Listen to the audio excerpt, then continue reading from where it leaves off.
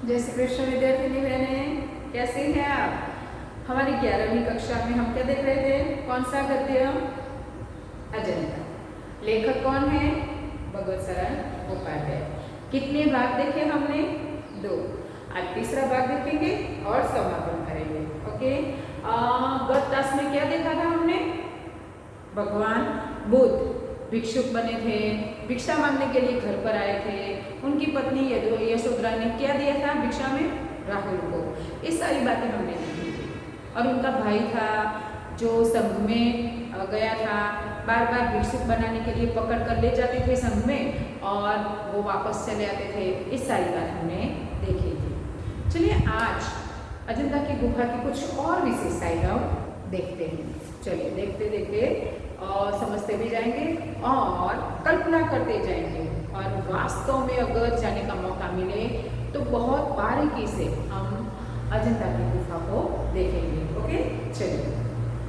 बुद्ध के इस जन्म की घटनाएं तो इन चित्रित कथाओं में है ही, उनके पिछले जन्मों की कथाओं का भी इसमें चित्रण हुआ है।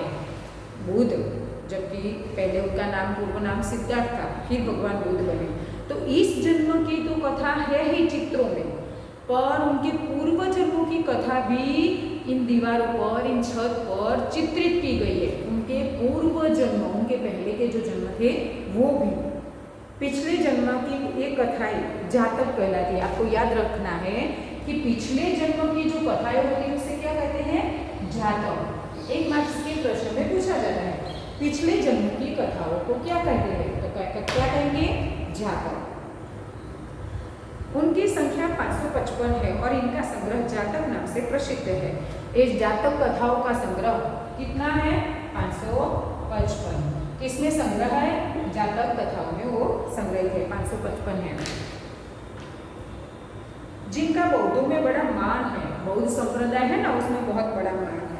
इन्हीं जातक कथाओं में से अनेक अजंता के चित्रों में विस्तार के साथ लिख दी गई है। इन पिछले जन्मों में बुद्ध ने गज मतलब हाथी, कपि मतलब बंदर, मृग मतलब हिरण आदि के रूप में विविध योनियों में जन्म लिया था। भगवान बुद्ध ने कभी हाथी के रूप में, कभी बंदर के रूप में, तो कभी हिरण के रूप में जन्म लिया था उनके पिछले जन्मों में। योनि मतलब हम कहते हैं ना, योनि मतलब जन्म जो है, अवतार जिसे कहते हैं। और संसार के कल्याण के लिए दया और त्याग का आदर्श स्थापित करते हुए बलिदान हो गए थे। वो हमेशा समाज के लिए दया और कल्याण, 2 शब्द हैं उनके, दया और कल्याण के लिए वो हमेशा कार्य करते रहे। हमेशा उन्होंने दया दिखाई है और लोगों का कल्याण किया है। असल में विद्यार्थिनी बहनें, हमें भी यही करना चाहिए, दूसरों को माफ़ करना सीखना चाहिए। और दूसरी बात है कि दूसरों का कल्याण भी करना चाहिए। दिन में जितनी भी बार आप दूसरों की मदद करते हैं ना, भगवान उससे दुगुना आपकी मदद करता है। इसलिए भगवान से सुबह होकर एक ही प्रार्थना कीजिएगा कि हे भगवान, मुझे ऐसा अवसर दे कि मैं दूसरों की मदद कर सकूं। मेरे मन में हमेशा दूसरों के लिए दया हो, मैं दूसरों की मदद कर सकूं। ये प्रार्थना करना और देखना कि भगवान हमेशा आपके दिल में बसता है और हमेशा आपके साथ रहता है। अनुभव कीजिएगा, क्योंकि भगवान देखने की चीज़ नहीं है, भगवान अनुभव करने की चीज़ है। क्योंकि भगवान एक शक्ति है, हमारे अंदर बसती है वो शक्ति। और कब वो हमें साथ देती है, जब हम किसी की मदद करते हैं, किसी का कल्याण करते हैं। तो हम आज से, अभी से ये बात सीखेंगे और अपने जीवन में उतारेंगे। ओके, कल्याण के लिए दया और त्याग का आदर्श स्थापित करते हुए बलिदान हो गए थे। उन स्थितियों में किस प्रकार पशुओं तक वे मानवोचित व्यवहार किया था। उन्होंने पशु होते हुए भी मानव के लिए उचित हो ऐसा व्यवहार उन्होंने किया था। किस प्रकार औचित्य का पालन किया था और उन्होंने हर एक मानव के नियम, मानवीयता का पालन किया था। यह सब उन चित्रों में असाधारण खूबी से दर्शाया गया। साधारण खूबी नहीं, मानो कि कोई भी चित्रकार उसे चित्रित नहीं कर सकता। असाधारण खूबी मतलब विशेषता, असाधारण विशेषता से उन चित्रों में इन सारी बातों को रखा गया है कि कितनी मानवीयता बुद्ध के अंदर थी। और इन्हीं को दर्शाते समय चितेरों ने, चितेरों मतलब चित्र बनाने वाले चित्रकार, चितेरों ने अपनी जानकारी की गांठ खोल दी है, जिससे नगरों और गांवों, महलों और झोंपड़ियों, समुद्रों और वनघटों का संसार अजंता के उन पहाड़ी जंगल में उतर पड़ा है। उन चित्रकारों ने अपने अनुभव की गांठ खोल दी, मानो कि उनके अंदर अनुभव इतना था, इतनी जानकारी थी कि जितनी जानकारी थी उन सब जानकारी को उन्होंने कल्पना करके चित्रों में रख दिया। और एक से बढ़कर एक चित्र है, जिसमें समुद्र भी है, जिसमें पनघट भी है, जिसमें गांव भी है, जिसमें नगर भी है, जिसमें झोंपड़ी भी है, जिसमें महल भी है। इन सारी बातों को उन्होंने इस चित्र में रख दिया है। और वह चित्रकारी इस खूबी से संपन्न हुई है कि देखते ही बनता है। जुलूस के जुलूस हाथी, घोड़े, दूसरे जानवर जैसे सहसा जीवित होकर अपने अपने समझाए हुए काम जादूगर के इशारे पर संभालने लग जाते हैं।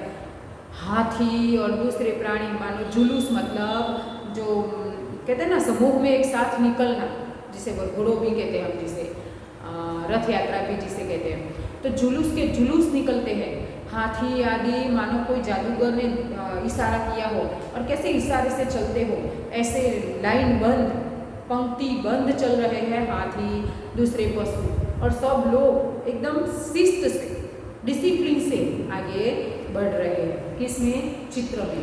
चित्र कहाँ है?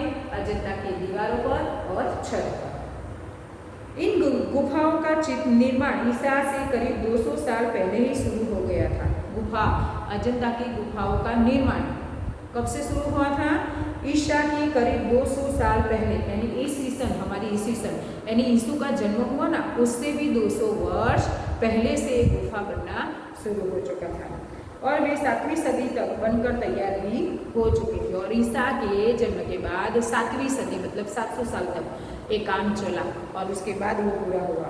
एक दो गुफाओं में करीब 2000 साल पुराने चित्र भी सुरक्षित है। एक दो गुफा तो ऐसी हैं कि 2000 साल पुराने चित्र, कितने? 2000 साल पुराने चित्र भी वहाँ है।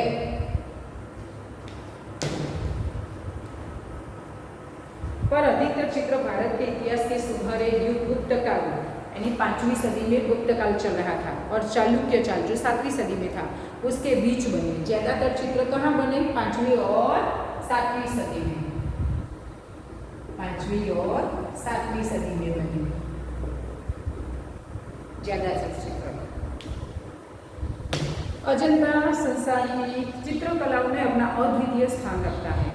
इतने प्राचीन काल में इतने सजीव, इतने गतिमान, इतने बहुसंख्यक कथा प्राण चित्र कहीं नहीं बने। अजंता के चित्रों ने देश विदेश सर्वत्र की चित्रकला को प्रभावित किया। उसका प्रभाव पूर्व के देशों की कला पर तो पड़ता ही है, पर मध्य पश्चिमी एशिया भी इसके कल्याणकारी प्रभाव से वंचित न रह सका। कि हमारे पूर्व देश हैं और पूर्व मध्य एशिया को पूरा विश्व मानो इस चित्र को देखकर अचरज में है कि इतना सुंदर, इतना बारीकी से काम किया है, और जो संस्कृति अंदर रखी गई ना, वो संस्कृति मानो जिंदा है। हम उस संस्कृति की हर बात को समझ सकते हैं, इतने सुंदर चित्र है। आज मैं अजंता के चित्र आपको जो हमारा वीडियो है, वीडियो के बाद रखने वाली हूँ। आप थोड़े से देखिएगा और थोड़ा खुद प्रयत्न कीजिएगा, खुद सर्च कीजिएगा और देख लीजिएगा। ओके, स्वाध्याय लिखना है। आज हमारा गद्य पूर्ण हो चुका है। गद्य में अगर कोई बात समझ में न आई हो तो आप मुझे फ़ोन करके बता सकते हैं, मैं फिर से आपको शायद समझा दूँगी। स्वाध्याय नोटबुक्स में लिखना है। अगर आपकी नोटबुक यहाँ है, आप नज़दीक में रहते हैं तो ले जाइएगा, मैं चेक कर दूँगी। अगर आप दूर पर है तो 5-10 दिनों में ले जाइए, जिससे आपका जो गृह कार्य है वो स्टॉक ना हो जाए। और अगर आपके पास कोई रास्ता नहीं है, क्योंकि हर रोज़ आप वीडियो देखते हैं, तो लिखिए कब? तो मैं आपको आइडिया देती हूँ कि हर रोज़ जितना पढ़े वो रात में लिखे, या रात में आपके हाथ में मोबाइल आए तो रात में पढ़े और सुबह को लिखे। सुबह मतलब दिन में।